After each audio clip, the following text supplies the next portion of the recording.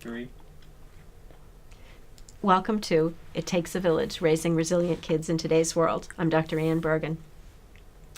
We know that every generation of young people has its own challenges that sort of reflect the time in which they live. And there are a lot of hurdles along the way that young people have to overcome. Life is hard. It always has been hard. But recently what we're seeing is really way too many young people who are in pain. We're looking at the levels of anxiety, depression, ADHD, suicidal ideation, which is all leading to more self-medication, which we're seeing now in the epidemic, which is the substance use disorder. And we're seeing these issues surfacing at younger ages and continuing on into college and beyond, greatly impacting the lives of our young people. So the purpose of this series of programs is how we come together as a community to support families.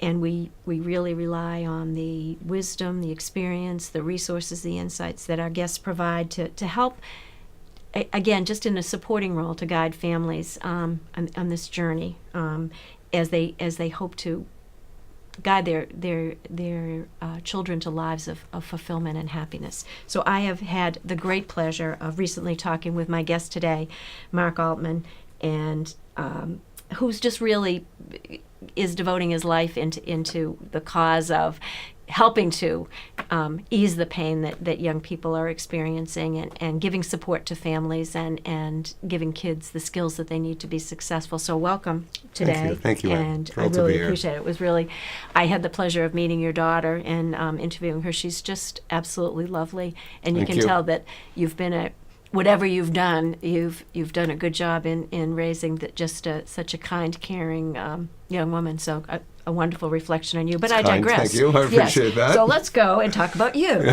So would you mind? And as I mention all the time, it's really in sharing our stories that we make the most impact. Because a lot of people, when they know that someone else has shared their experience or gone through some of the same things, it's a lot easier to connect and relate. So would you mind?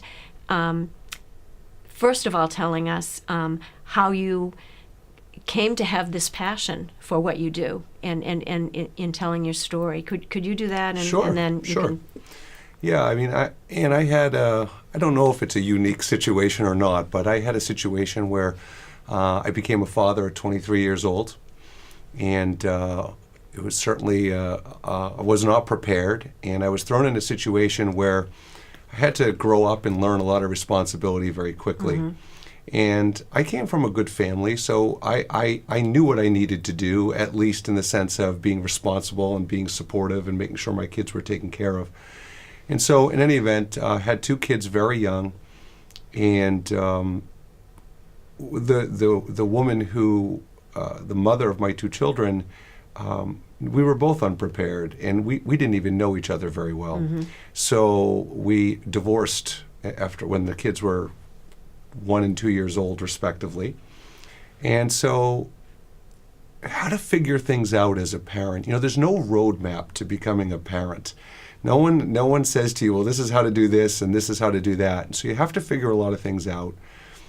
And I didn't like that.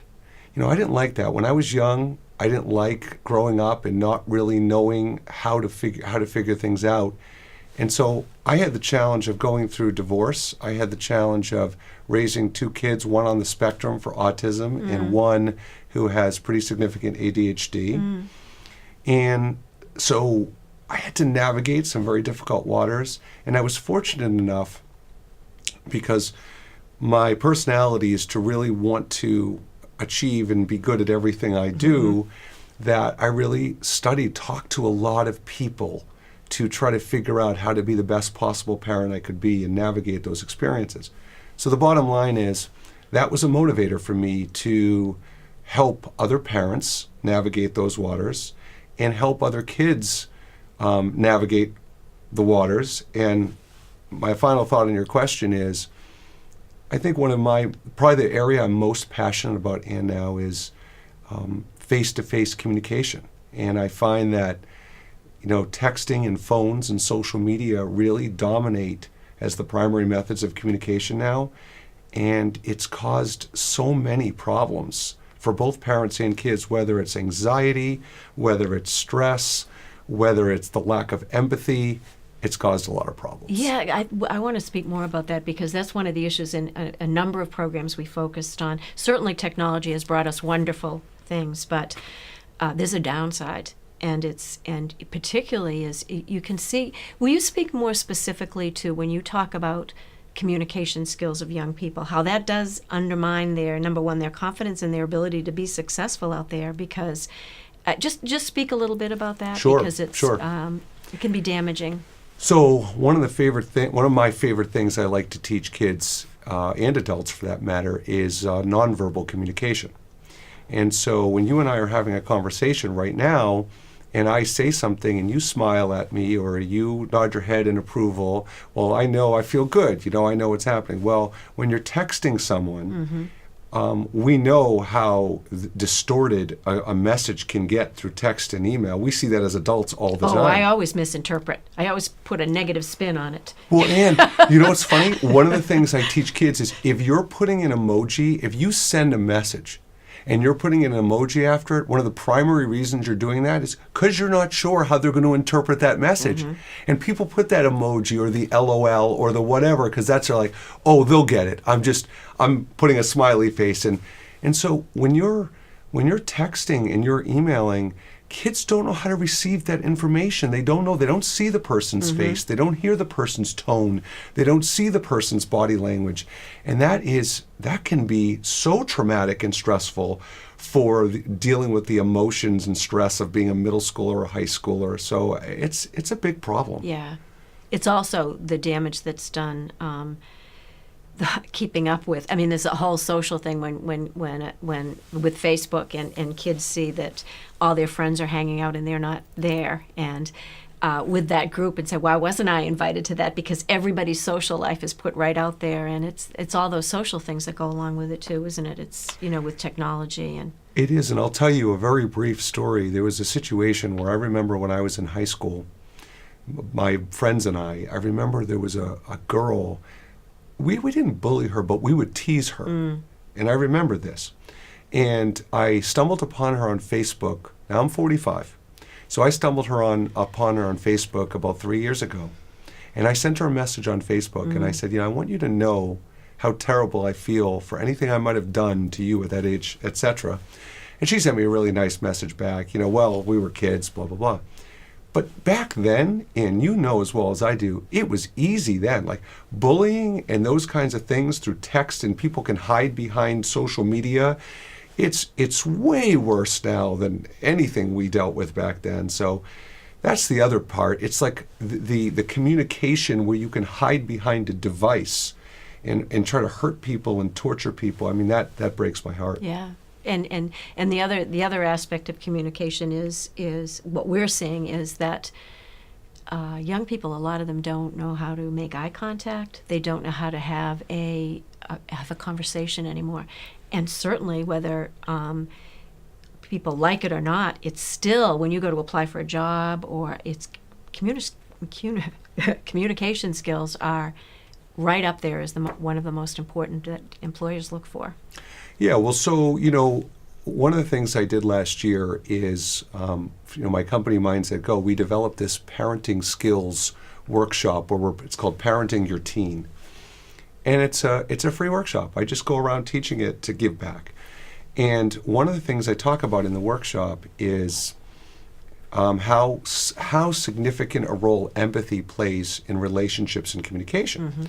And I find parents will put this pressure on themselves to not share their feelings or their emotions or what they're going through with their kids. And one of the things I teach parents in this workshop is you have to do that, because if you're not modeling empathy to your kids, if you're not teaching them how to be empathic listeners for you and empathic communicators for you, how are they going to do it with other kids and build those relationships as they get older?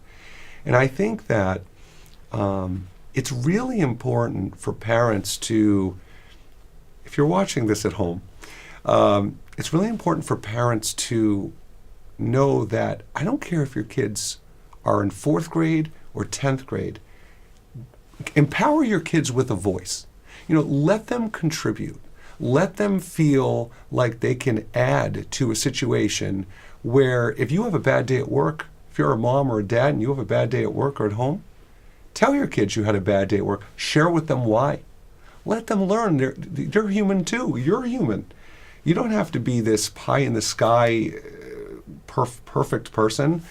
And I think there's a lot of parents who carry around so much guilt, whether they're a divorced parent, whether they feel like they work too much, whatever it is. It's a big burden. And I think if you start sharing with boundaries, but if you start sharing as a parent some of the challenges you face and let kids see that, then they'll relate to it and then they can connect with that. And then when they know they're in school, they'll be like, oh yeah, my mom and dad deal with problems like that. And and there's also that, and the way you were framing it too, is this expectation that I think we as parents, maybe because of the guilt or all those other things, we tend to do so much for our kids and we want to make everything right for them, and that we don't expect enough for ourselves. So by sharing our own stories as a parent is the expectation, it matters that you listen to what I'm saying, and that we kind of not command that respect, but we're so busy trying to ease their feelings all the time, but we're not teaching them to respect us and in turn develop that empathy and compassion for other people. Because I was just reading the statistics. They were saying that college kids now are like so less empathic than a generation ago, that they're losing that empathy.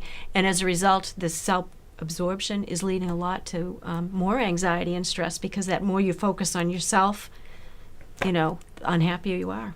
And I think it's a great point. And there's so many organizations out there now that are helping parents deal with opioid crisis or drug addiction of any kind and whatever. And I see these organizations and they have these videos that they show and the parents will come together. And one of my biggest things that if I could shake my magic wand and solve a problem, it would be the kids that I'd say are stuck in between. There's so many kids out there that don't have a severe problem. You're right. You're right. But what about the kid in 7th or 8th grade who's walking around with a lot of anger and hurt, and he or she doesn't really feel safe expressing it? Parents don't have the tools or template to really deal with it. Those kids, not in all cases, but in many cases, those are the kids that turn to opioids or turn to drugs or turn to alcohol. But if we catch it early, right, and if we actually know how to just talk to your kids, I think so much of that could be cut off before it gets to that point. So where I applaud and I have so much admiration and respect for those organizations that are trying to help and coach and support parents, I want there to be, and I'm trying to spearhead, frankly, a movement that says, just let's learn how to talk and speak to our kids. Can you talk a little bit more about that? So if I'm a parent, let's say I come to you and I say, my child is showing signs of depression, not doing homework. I'm always having to force my child to do things. I can tell there's something wrong. I'm lost. I don't know what to do. So I'm a parent coming to you based on your experience and everything you've gone through and the research you've done. What advice would you give to me? Well, I think I'll give you 3 pieces of advice. I think it's really important that as a parent you identify the optimal environment for communication with your kids. That is the place, the time, the duration, and the privacy aspect of it.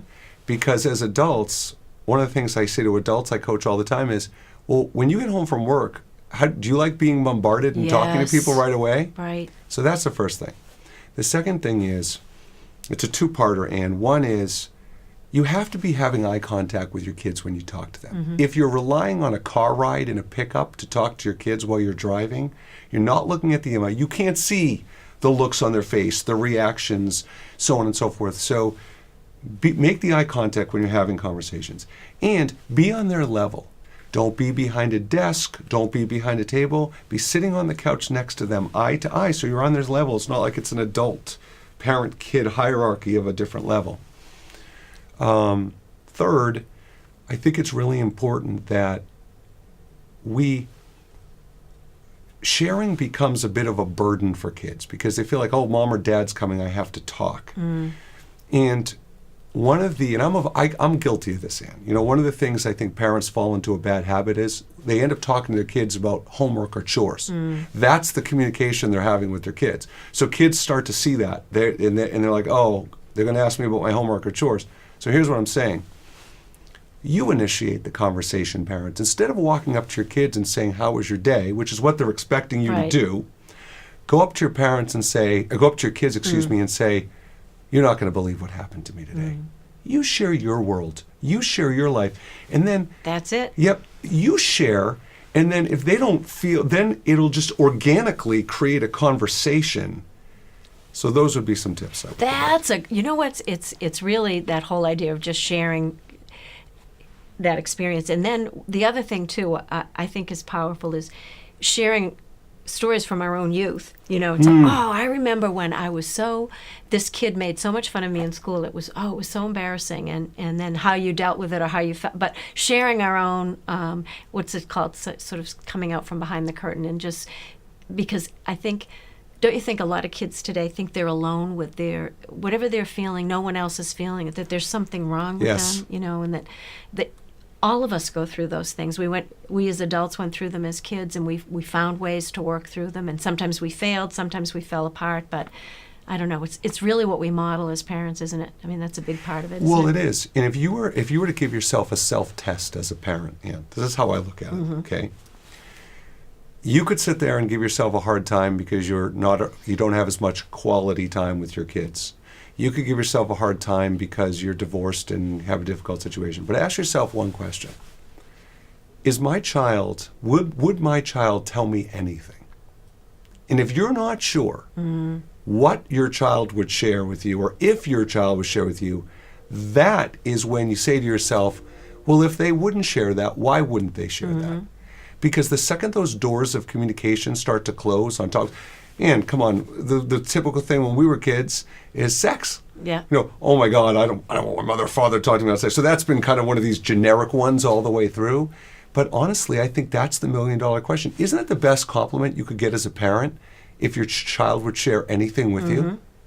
So I feel like that's what parents should be asking themselves, and not beating themselves up if they're concerned their kids wouldn't share. That's not what I propose. I'm saying if you have concerns or doubts that your children would share, start asking why and seek help, seek support.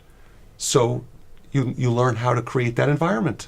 But that's the other thing too, is that we had talked earlier about stigma, and that I know when a generation ago, there was such a stigma about receiving any kind of mental health support or just family therapy or any of those things. But that's another resource parents can use, isn't it? Is just to reach out to others to help. And I think so. And I think there's a lot of parents who have friends or colleagues that they hold up as such high esteem as amazing parents, and will say, God, I wish I could be like them. And I say to those parents, don't wish that.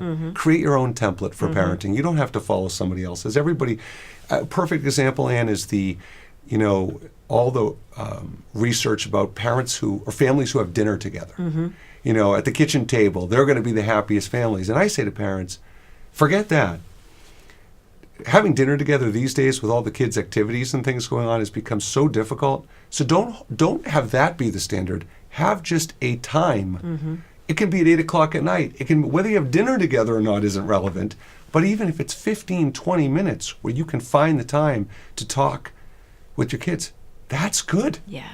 That's great. But don't you think too that parents as well as kids are so connected now to technology, to their phones, to the internet, and there's less time for communication now, isn't there? I mean, parents are guilty of it as well. I see it all the time. Families out at restaurants, and they're all on the phones, and no one's talking to each other. Well, I had a woman in a class I taught in say to me, she would sit in the living room with her son, who had his friends over, high school kids, and they would be texting each other in front of her. And she got very angry because she perceived that as, you guys must be hiding something and not wanting me to know what you're talking about if you're texting. And but she didn't say that to her son. She just walked around angry about it. And because those opportunities for communication are few and far between, as you're mentioning, that's where modeling comes in. And that's where, as a parent, you have to set the example and tone. Because if you're just going to take away your kid's phone, and just to digress for a quick moment, because I can't think of a better analogy than I'm about to make. When I hear parents talk about how schools are giving too much homework these days, I get so angry, because my question isn't whether they are or aren't giving homework. My question is, what's going to replace it? Because if less homework creates more opportunities for devices and games, that's not the answer. That's right. You know? And so, same thing with phones. If you are a parent and you are taking your kid's phone away because you think they're spending too much time on the phone, what is the message? Is the message that you have the power to take something away? Or is the message, I'm taking your phone away because I miss you and I love you and I want to sit in the room and spend time with you? But if you're not sharing that and you're not saying and you're just doing it to do it because you're frustrated, I'm going to shut down if I'm a child. So those are things, Anne, we can't be so black and white. We have to just figure out what are the alternatives and not just punish and make rules. Let's explain and understand. Yeah, I think there is that whole thing where we talk about the fundamentals of well-being, and if kids know the reason for something, and we're respectful enough to say, this is why I'm having you do it, that's very important. But the other thing is autonomy for kids. I just was going to throw this out to you, just your thoughts on it, is that so much of what we're doing now is parents kind of trying to create like not a status symbol, but this is where I want you to go to school, this is what you're going to do, these are the things you're going to do, and kids having less and less choice over the things that have control over their own lives. And then the result is they dig their heels in because they want to have some control. So it's really finding the balance of the decisions we let them make, control. Do you want to play hockey this year? Or, so many kids stay in sports long after they've lost the desire because the parents, they don't want to disappoint their parents. They're not living for themselves. They're living for their parents' dreams for them. It's finding that balance, isn't it? It is. And if I had one regret for my oldest son, it was that I spent his entire high school trying to save him and protect him from making mistakes that I know if you go down this path. And I think, to your point, it's a fine line. There is the balance, but there is an autonomy that is necessary to let kids experience learning. Right. And I'll tell you, Anne, I think there is so much blame unfairly put on schools. And I'll tell you what I mean specifically. Think about when kids go to college. How do parents typically measure their investment for college? Their grades. Right. So parents are basically sending the message to kids that while you're at college, you better be getting good grades and you better get a good job when you graduate with college, because if not, my investment went for naught. Or my message to my kids in college is, do I want them to get good grades? Of course. But my message is, I want you to learn how to have experience life. I want you to join organizations. I want you to have great internships. I want you to participate in clubs, because you know what? That's your chance. That when you're in college, that's your last chance to not have the pressures of the world on you. And when we tell kids we're measuring them on their grades, well, what are they supposed to think? I mean, that's where a lot of the anxiety and stress and pressure. And I would ask a lot of parents, would you rather have your kids get an A and not have the opportunity to live and experience other opportunities, or get a B or even a C, God forbid, and have that experience? And yes, there's plenty of kids who manage to do both, and more power to them. Right. But I just think we as parents, schools have a part in it too, but we as parents have to say, we need to tell kids how they're being measured, not in a direct way, but we need to send the message to kids, we want you to be healthy emotionally, we want you to be healthy mentally, we want you to be able to build and grow and strengthen relationships. Because I don't know about you, Ann. To me, if you don't know how to build relationships, personal and professional relationships, you're not going to be happy. But that's it, and isn't it interesting that people don't lose jobs out in the world and fail at their life's work because they aren't smart enough. They fail because they don't know how to connect with other people, and it's about the relationships and handling their emotions and all the things that are beyond that. You had mentioned regulating emotions before, and I think that's such a huge part in it. The other thing I was just going to ask you quickly, because before we end this, is just your thoughts on this as well, because we talk about resilience, and one of the things that I see more and more often is that we're not letting our kids experience some of the unpleasant things in life that they have to work through on their own. We want to fix things right away for them, and rather than, we hate to see them sad or unhappy, or we want to, if they break something, we want to immediately replace it and give them something. It's that whole idea, but they never actually learn to use coping skills because we never give them the opportunity. We're always in rescuing and helicoptering, but there is something to be said for, if they forget their homework, we don't rush to school to, that we have to let them. But it's heartbreaking when we see our kids sad. So again, it's finding the balance, isn't it? It is, and I have a good thought to wrap that part up. So I've been a youth sports coach for 15 years or so, and I coach basketball and baseball and football and such. And whenever I have a new team, I always say the same thing when we first start the season. And you'll know where I'm going with this. I say, you know what? There's all this discussion now in youth sports where we're not going to keep score anymore, and it's all about having fun and whatever. And this is what I say to the team.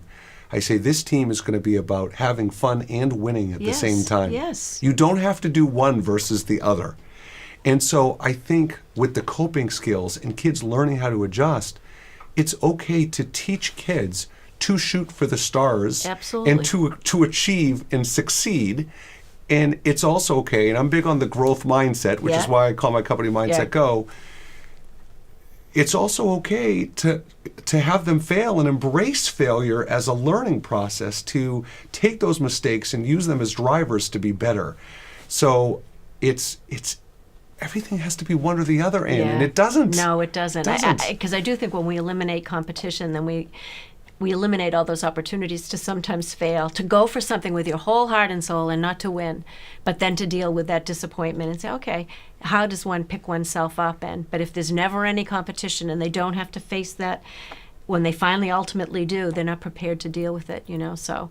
And whether you're an adult or a child, would you agree that the worst thing that can happen emotionally is indifference? Right. So if you're a child and you lose at something, or you don't win the spelling bee, or you lose a sporting event, or you didn't get an A on your report, if you're angry, if you're sad, if you're disappointed, good for you, because that means you can express your emotions. That's right. That's a good way of framing it. That's what it is. Yes. That's very good. Will you just tell me a little bit about, you have a company, you have a So I'll give you a very brief. Yeah. So Mindset Go is an organization that we work with actual professionals and companies. We work with parents, and we work with kids. And the motto is, whatever your age, whatever your interest, we're teaching you how to be an effective and confident communicator. And we have two really neat programs we've developed for kids. And like I said, I do this free parenting workshop, this programs where I teach parents. And Ann, I tell you, it took me 43 years to figure out what I love to do in this world. And I wake up every day. And when you asked me to come on this show, I love this stuff. I'm excited. I know you do. I'm grateful. Yeah. I'm appreciative. And I just love coaching and helping and training people. Good. So we'll make sure we put your contact information up just in case. So I wanted to, first of all, thank you for coming here today and sharing your wisdom and advice. My pleasure. And I want to thank everyone for joining us today. This is It Takes a Village, Raising Resilient Kids in Today's World. I'm Dr. Ann Bergen. Great. Done?